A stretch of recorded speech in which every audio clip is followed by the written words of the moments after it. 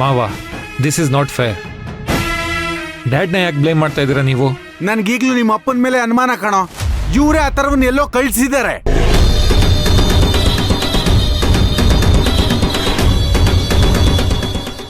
ಏನೋ ನಾನಾ? ಮಾವ, ಏನ್ ಮಾತಾಡ್ತಾ ಇದ್ದೀರಾ ನೀವು? ಡ್ಯಾಡ್ ಯಾಕೆ ಅಣ್ಣನ ಮನೆ ಬಿಟ್ಟು ಕಳಿಸ್ತಾರೆ? ಯಾಕೆ ಅಂದ್ರೆ ಆ ಥರವಂಗೆ ಬೇರೆ ಡಾಕ್ಟರ್ ಹತ್ರ ಟ್ರೀಟ್ಮೆಂಟ್ ಕೊಡ್ಸ್ಬೇಕು ಅಂತ ಇವರೇ ಅಲ್ವಾ ಅಷ್ಟೆಲ್ಲ ಪ್ರಯತ್ನ ಮಾಡ್ತಿದ್ದಿದ್ದು.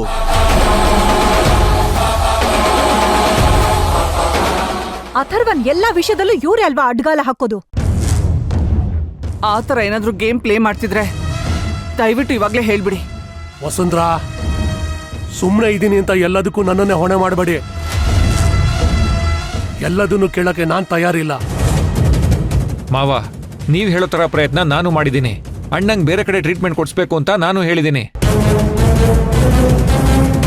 ಹಾಗಂತ ನನ್ ಮೇಲೆ ಕೂಡ ಗೂಬೆ ಕೂರಿಸ್ತೀರಾ ಮತ್ತೆ? ಅದೆಲ್ಲ ನನಗೆ ಗೊತ್ತಿಲ್ಲ ವಿರಾಟ್. ಆದ್ರೆ ಇವತ್ತು ಮನೆಯಲ್ಲಿ ಯಾರು ಇಲ್ದೇ ಇರೋ ಟೈಮ್ ನೋಡ್ಕೊಂಡು ಆ ಥರವನ್ನ ಇವರೇ ಮನೆಯಿಂದ ಆಚೆ ಕಳಿಸಿದ್ದಾರೆ. ಇದು ಸತ್ಯ ಸತ್ಯ ಸತ್ಯ.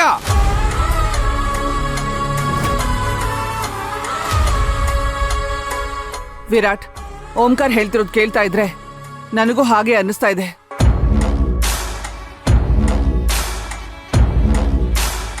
ಯಾಕೆ ಅಂದ್ರೆ ನಿಮ್ಮಪ್ಪ ಯಾವಾಗ್ಲೂ ನಮ್ ವಿರುದ್ಧನೇ ಅಲ್ವಾ?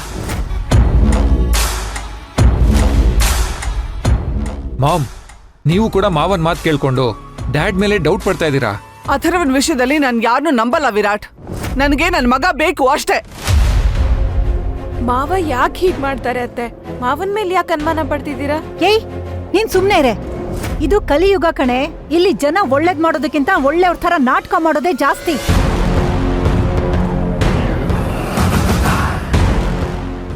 ಅಕ್ಕ, ನಿನಗೆ ಅಳ್ತಾ ಕೂತ್ರ ಆಗಲ್ಲ. ಮೊದಲು ನಿನ್ ಗಂಡನ್ನ ಸರಿಯಾಗಿ ವಿಚಾರಿಸು. ಸತ್ಯ ಏನು ಅಂತ ಆಗ ಹೊರಗೆ ಬರುತ್ತೆ. ಓಂಕಾರ್, ನೀನು ವಸುಂಧ್ರಂಗಷ್ಟೇ ತಮ್ಮ. ನಿನ್ನ ದರ್ಪ ಏನಿದ್ರು ನಿಮ್ಮ ಅಕ್ಕನ ಹತ್ರ ಇಟ್ಕೋ, ನನ್ನ ಹತ್ರ ಬೇಡ. ನನ್ನ ಮೇಲೆ ಆರೋಪ ಮಾಡೋದಕ್ಕೆ ನೀನ್ ಯಾರೋ?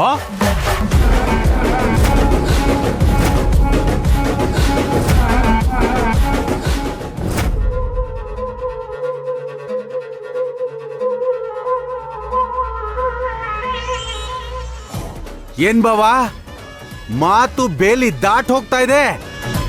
ನನ್ನನ್ನೇ ಯಾರೋ ಅಂತ ಕೇಳೋ ಮಟ್ಟಕ್ಕೆ ಬೆಳೆದು ಬಿಟ್ರಾ? ಹೌದು, ಕೇಳ್ತೀನಿ. ಅಥರ್ವನ್ ಮೇಲೆ ನಿನ್ಗೊಬ್ಬನ್ಗೇನೆ ಕಾಳಜಿ ಇರೋದು?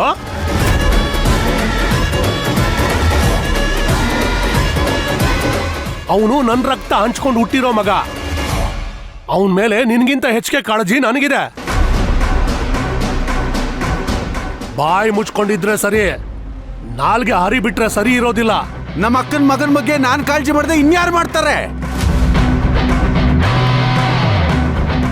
ಇದಕ್ಕೆಲ್ಲ ನೀನೇ ಕಾರಣ. ನೀನಂತ ಮಿಡ್ಲ್ ಕ್ಲಾಸ್ ನಮ್ಮಪ್ಪ ಕರ್ಕೊಂಬಂದು ನಮ್ಮ ಅಕ್ಕಂಗ್ ಮದ್ವೆ ಮಾಡ್ಸಿದ್ರಲ್ಲ, ಅದಕ್ಕೆ ಹೀಗೆಲ್ಲ ಆಗ್ತಾ ಇರೋದು. ನಿನ್ನನ್ ಕಂಡ್ರೆ ಓಂಕಾರ್, ಮಾವನ್ ಬಗ್ಗೆ ಮಾತಾಡ್ಬೇಡ.